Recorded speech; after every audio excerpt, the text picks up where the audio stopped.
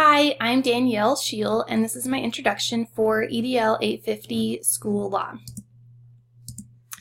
My husband and I have two little boys. Our first one is Braylon, and he's just a little over 2.5, and our youngest one is Deacon, and he's just about 6 months. We are all getting over the flu in our house, so it's been an interesting couple of days. We also have two dogs, and I love to read in my free time, and I love to play golf, so I'm ready for the winter to be over so I can get back out and play. In 2008, I completed my bachelor's degree in business education from Fort Hays, and I went straight to work. And in January last year, I decided I should probably work on my master's. So I started the instructional technology program in June of last year, and I hope to finish at the end of the summer. So I'm currently in my 12th year as a high school business teacher at Brush High School. I teach classes like social media marketing, principles of marketing, QuickBooks, business finance, and personal finance. Brush, Colorado has a population of about 5,500, and our high school and middle school recently just joined together, and we are a secondary campus. So that's been a really cool transition, and we serve about 800 students just in that school. Along with teaching, I'm a career and tech ed coordinator. That just means that I make sure that our career programs are approved through the state, we have appropriate funding, and I do all the data reporting to the state. I'm also an FBLA advisor, Future Business Leaders of America, and we are getting ready for a competition here in the next couple of weeks. So our government's role in education is pretty substantial. But when we're looking at the federal level, they only offer about 10% of our funding for our operating costs. Basically, they say, hey, if you partake in these programs, we will give you funding to do so. It's their way of kind of covering the 10th Amendment that says they don't really have control. That's up to the state and local governments.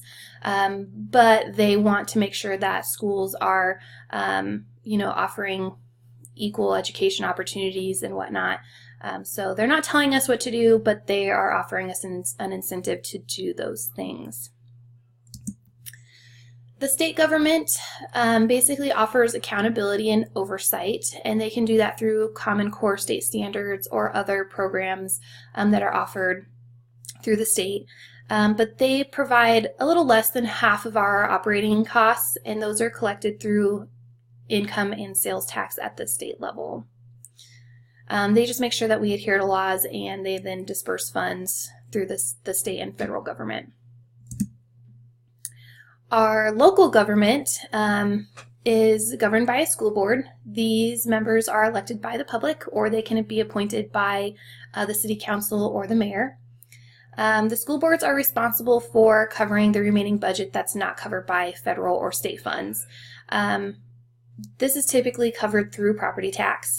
Our school district just did a mill levy override to cover the cost of our new secondary campus, and that was collected through a property tax. So who's in charge? At the federal level, we've got the United States Department of Education, and our Secretary of Education is Betsy DeVos. She's responsible for the supervision and coordination of all of the educational activities, and she is an advisor to our president. Her position is a paid position. The state of Colorado has a Colorado Board of Education. I've listed our members to the right, and they are unpaid, but they basically approve the budget, they make rules and policies, they make sure our schools are accredited so that they are offering the standard of education that is required. They distribute federal and state funds, and then they make sure our educators are qualified and are licensed. Our local government is through a local school board. And again, I've listed our members to the right, and they are unpaid as well.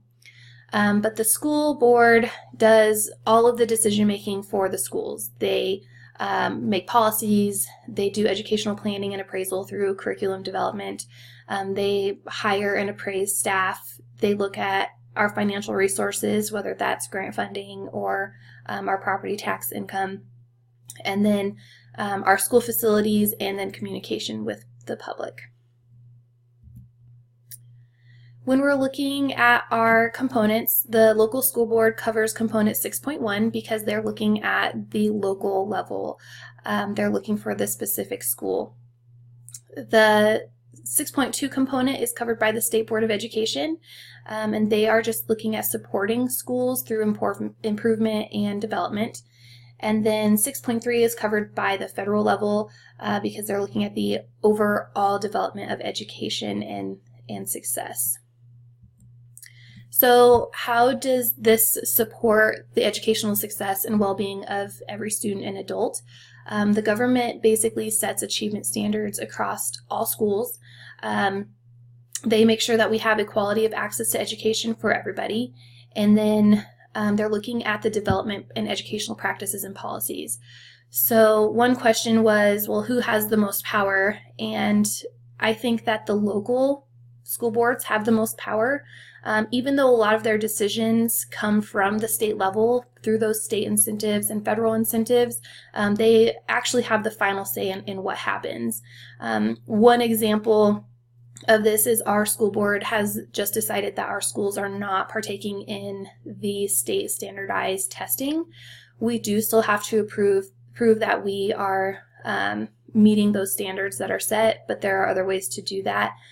So even though the state says, hey, this is what we should do, the school board can say, hey, we're not going to do that, and this is what we're going to do instead. So I think that the local school board actually has the most power. So here are my references. I look forward to this class and working with everybody and meeting everybody. Have a good day.